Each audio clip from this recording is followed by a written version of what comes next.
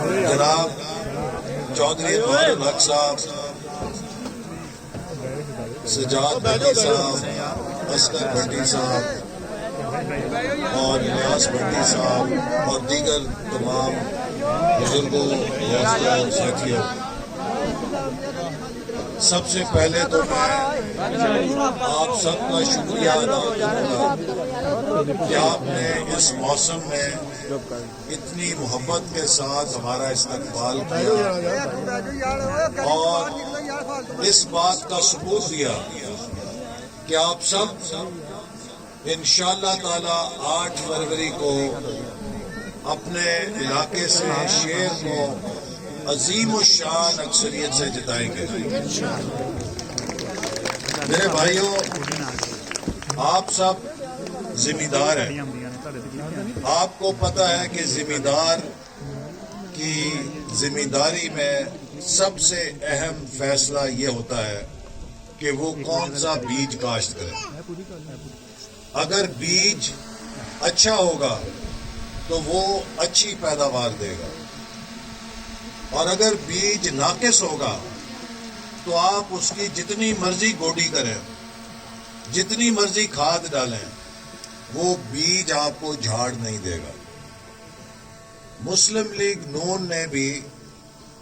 اس علاقے کی حالت دیکھ کر اس بیج کو بدلنے کا فیصلہ کیا ہے جو پچھلے 60 سال سے آپ لوگوں کو دھوکہ دے کے ووٹ لیتے رہے، لیکن ان کی ممبری کا مقصد صرف یہ تھا کہ انہوں نے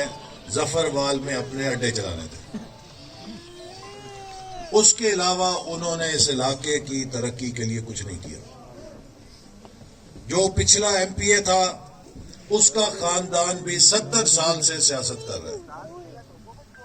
لیکن اگر ظفروال تحصیل کے لوگوں سے میں پوچھوں، ان کی کوئی ایک نشانی جو تعلیم کے لیے، صحت کے لیے، لوگوں کی، غریبوں کی بہتری کے لیے کوئی انہوں نے بڑا منصوبہ نشانی کے طور پہ بنایا ہو تو اگر کسی کے یاد میں ہے تو نام لے سکتا ہے۔ اسی طرح جو ایم این اے تھا اس کا خاندان بھی 50 سالوں سے سیاست کر رہا ہے۔ شکر گڑھ میں پچھلے 50 سال کی ان کی سیاست ہے، ظفروال میں وہ پہلی دفعہ شاید آئے۔ لیکن اگر شکر گڑھ کے لوگوں سے پوچھیں کہ ان کے خاندان کی پچھلے 50 سالوں میں کوئی نشانی ہے تو وہ آپ کو کھڈوں کی صورت میں نظر آئے گی۔ ہر دفعہ الیکشن میں وہ قصے، کہانیاں، لطیفے سنا کے لوگوں کو بیوقوف بنا کے ووٹ لے لیتے تھے، اور اس کے بعد اپنی این جی او چلاتے تھے، اپنے کام کرتے تھے، لیکن شکر گڑھ کا اور ادھر اس علاقے کا کوئی منصوبہ ایسا نہیں کہ جس کو وہ کہہ سکے ہماری نشانی ہے۔ میں نے